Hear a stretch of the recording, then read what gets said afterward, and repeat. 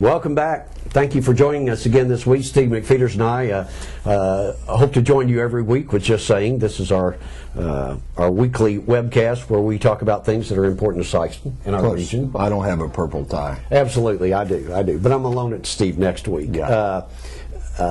We've been doing this for about 4 months now, and we've touched on a variety of topics from schools to public safety to housing to flooding. And our purpose in this is when we first started this was to have a weekly dialogue, right, and hopefully to encourage readers of this newspaper, viewers of this website, residents of Sikeston to join us for a cup of coffee, although we don't have a cup of coffee, but to join us and listen and then comment, make your suggestions, give us your ideas, even your criticisms, as we've said from time to time. And I don't know about you, but I'm not getting the response that I'd like to get from this program. I'd like to get more response. I'd like people to say, here'd be a good idea for a program to do on the streets of Sikeston. Right. Or a regional idea or whatever. But I want to give you 4 ways, you watching this, 4 ways today where you can respond to us. You can give us your feedback. And I believe we're going to have some graphics on the screen that will help you, so I'll try to go over this real fast. First thing you can do is write a letter to the editor of this newspaper. It's the Standard Democrat at 205 South New Madrid in Sikeston. You can sign that letter, or you can not sign that letter. We want to hear from you. The second way is you could call the Speak Out line, which has been in Sikeston for almost 35 years now. I think people are somewhat familiar with it. Yes. You can call Speak Out at 471-6636. We would encourage that. You can email Steve or I. My email is Mr. Publisher, mrpublisher@yahoo.com. Steve's is smcfeeters@fsbtrust.com. And as I said, if you can't understand me, all of this will be on the screen. And finally, in a bow to new technology, which I don't necessarily embrace, but nonetheless, you can go on Facebook. And we do get responses on Facebook, which is excellent. Facebook is www.facebook.com/Standard Democrat, all one word. Please take the opportunity to give us your feedback on this. If this is simply an opportunity for Steve and I to get together every week, although we enjoy each other's company and we enjoy shooting the breeze, so to speak, the true value of it is to get feedback from you. So take the time to either write a letter, call Speak Out, email Steve or I, or go to Facebook. We would appreciate hearing from you. And Mike, we get a lot of comment from people who've seen the show. It just helps when it's in a written form of some kind. Absolutely, yeah. Plus, viewers are smarter than we are, and they have suggestions. They may go over a street that needs repair every day, and they get frustrated. You know, the worst thing that happens in a community, or one of the issues that happen in the community, is groups of people meet regularly, whether it's in the coffee shop or the beauty shop, or at lunch after church, or at the country club, or at a local watering hole. Right. And often topics of interest come up for discussion, and there's often complaints and criticisms. That doesn't go anyplace. Right. It only has merit if there is the follow-up, and that's a suggestion on how we could improve that. Constructive criticism. Absolutely, yes. Or how we could eliminate something, or how we could add something. And we talk in terms of everything from jobs to housing. There's a whole variety of topics that we can talk.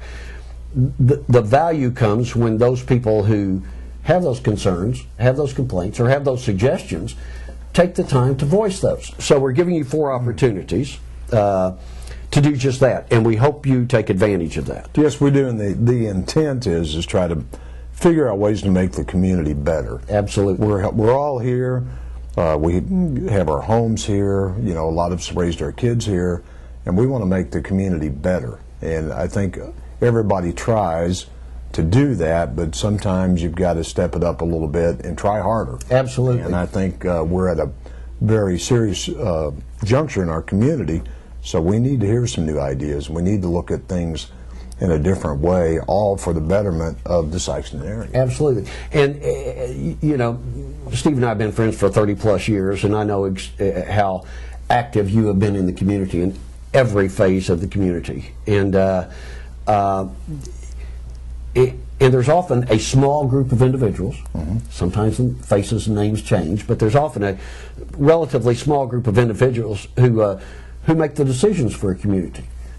There's much greater value if more people provide input. The vision study that you and I were both involved in brought together 75, 100 people, something like that, over about a 9-month period of time. And that group looked at absolutely every aspect of our community and came up with some good suggestions. They did. We are now at the point, and that was last year, I guess it was. Yeah. We are now at the point where we're starting to explore ways to implement some of those suggestions. Benchmark other people that are doing things. Absolutely. Right. And that was a good example of bringing in a wide variety of people from all neighborhoods, all segments of our community, to share their views and to come up with some common goals. Right. And there's, you know, communities do this about every 10 years. And our most recent one was last year, and there were some very good findings and suggestions suggestions that came out of that group, and now hopefully we're toward the implementation phase. And the Sikeston vision continues right now.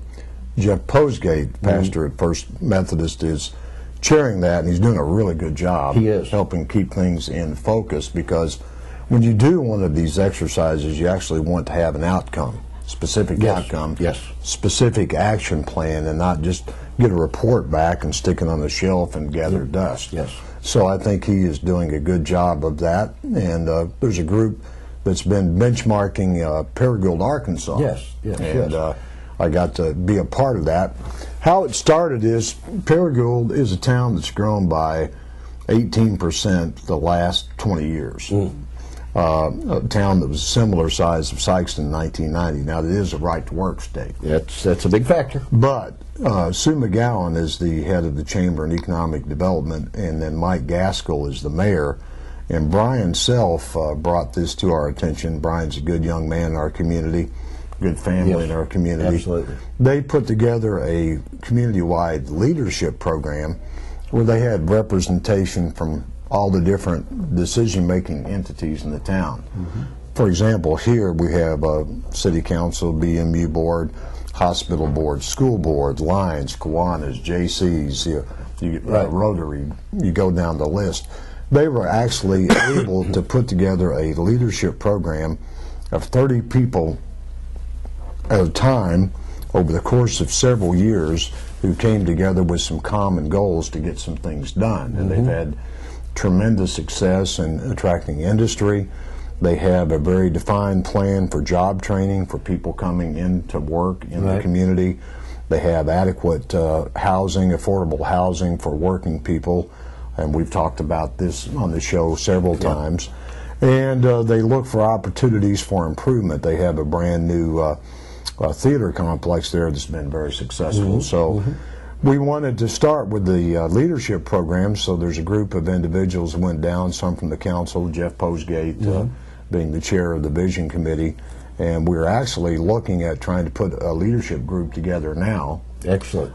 There's already work going on, pulling some people in with our 2 colleges and our public schools, our VOTEC school, to try to put some definition to help workers stay on the job in the community, so that there can only be some good things come out of that, and that is in process right now. No question about it. And I think the point is that we can, we don't live in isolation. We can learn from others. And Paragould in our region is a prime example. Right.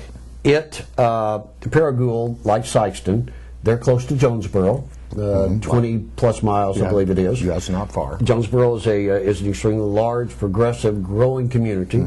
We're about the same distance from Cape Girardeau. Right. Which, let's be honest, we envy Cape Girardeau in a lot of different ways. They are growing. They're very progressive. Their population is on the increase. Their retail sales are on the increase. and that's good for them, but it's also competition for us. Right.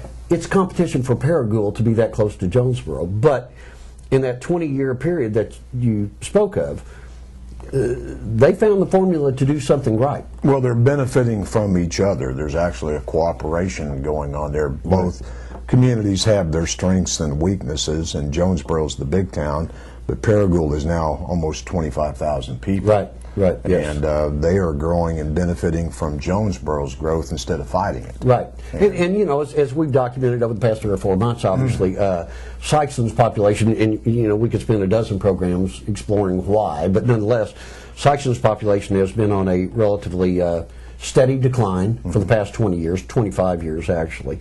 And there's an urgent need for us to reverse that decline for a variety of reasons.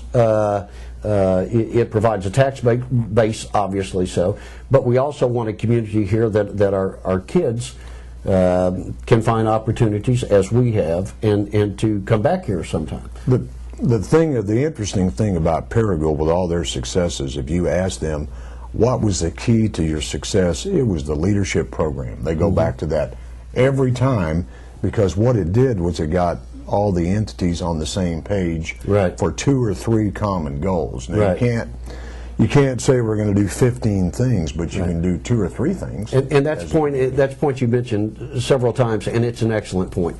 We have a tendency in communities, Sikeston's no exception, to look at a broad range of topics in a wide spectrum and identify 20, 30 things that we really would like to do. And we really would. I mean, yeah, we would if we could. No question about it. Realistically, given finances, I mean, you know, given available revenue and a lot of other issues, it boils down to you can do something workable, 2, 3, 4 ideas. Right. And Paragould obviously has hit on a successful formula. Right.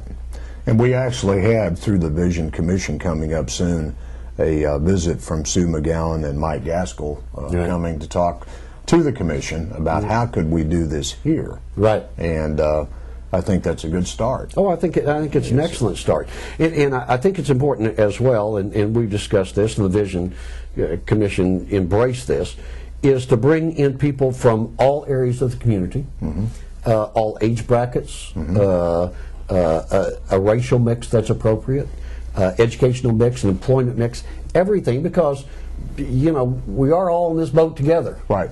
And it's important that we're all trying to steer in the same direction. And the only way you do that is by adopting common goals, a common focus, and then moving forward. And it's always the same subjects and topics that we talk about. It's jobs. You know, how often do you hear about jobs? Yeah, but it's about jobs, and we have employers who hire people, and a lot of those people have never been taught life skills for some reason. It's difficult to keep them on the job. We need to address that. And then with all the people we have working here during the day and living outside the area, how can we get them to live here? And then there's always the quality of life as a broad stroke, but people want to be here because there are things to do. Yes. So it's always the same issues, but you gotta come together, sit around the table, identify those, get in agreement, and you assume that most of the people want the town to improve. Yes. And the ones that don't want to, we're not interested in talking to. No, we're not. And you know, there's a bit of an irony in there. Back in the 70s, I chaired a city committee, the Quality of Life Committee. Yeah. And that's been 35, 40 years ago. And even back then, we looked at some of the same issues that we're facing today. And how do you come up with funding for projects that will improve the quality of life for our residents? And it's a struggle, because financing is always an issue. It's always a topic. But you will never make progress until you adopt common goals and have a common agenda and then a common approach. And I think maybe that's kind of what we've lacked. And what you said at the beginning of the show, getting the feedback, surely there are a lot of you out there that are 2 or 3 things. You can't get a list of 10, but 2 or 3 things you'd really like to see us focus on. This is your opportunity to tell us what those things are. Absolutely. Because it'd be a measuring stick to see if there's some commonality, and there may be some things we're not thinking about. Absolutely. That we need to be addressed. And when you have the same group of people sitting around a table, you have a tendency to come up with the same ideas. Yep. And there are fresh ideas out there. There are fresh suggestions out there on ways to approach issues. And it's important that we get those. Well, we want you to let us know what you think Absolutely. those are. And 2 or 3 things. Yes, and we've given you 4 opportunities. Letters to the editor, Speak Out Facebook, and Steve's email, my email. And we really would appreciate it if you take the time to respond to us. And we'll close real quickly. We've got one big important event coming up. We that sure would do. be August 26th, the Sikeston Bulldog football team home opener. Coach Gibbs and the staff and the kids have really been working hard. They had a overnight camp. They did the Marine fitness test. A group of young men that are polite, respectful. They work hard, and we kind of owe it to them, I think, to be there. Oh, no question about it. The opening game is with Gateway Tech, and they're a very talented team out of St. Louis. They won't bring a lot of fans down. Right. They never do when a St. Louis team comes down. Right. But if we pack that Bulldog field, and we've got some new surprises from the Booster Club, but it means a lot to those young men to have that 12th man in the stand. And they talked about that the last years, how much that meant to them. And the reason I'd like to see it is because they are working so hard and they're doing it the right way. Absolutely. And it goes beyond football. It goes to life skills. It goes to how you treat other people and levels of respect. There's a lot of issues, and that's important. Well, there's between what's happened at the YMCA, what's happening with some of our athletic programs, it's more than about sports. It's about life skills, and these young people are changing the community. We need to get on board. Absolutely. Yeah, we can learn a lesson from them. Learn from them, for sure. As Steve said, let's show up at that first home football game, and let's. You will be impressed. There's going to be a surprise for you. I promise you. You will be overwhelmed by it. It's worth the price of admission just to see the surprises that you have for you. So be sure to do that. And as we said throughout the program, contact us. Give us your suggestions, your comments, your criticism. We appreciate it. We need it. Our community needs it. We thank you for joining us again. Steve and I will be back again next week. Thank you. Thank you.